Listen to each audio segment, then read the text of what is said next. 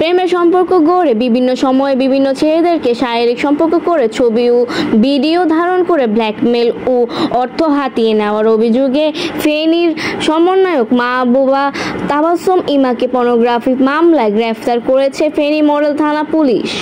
বিষয়টি নিশ্চিত করেছেন ফেনী মডেল থানার অফিসার ইনচার্জ। তিনি বলেন যে এটা ওই অভিযোগকারী অভিযোগ করছে, ওই অভিযোগের প্রেক্ষিতে গ্রেফতার হয়েছে। আজকে এই যে গতকাল এই যে রাতে 8/2, 8/3 আর 8/7 নিয়মিত মামলা দিয়েছে।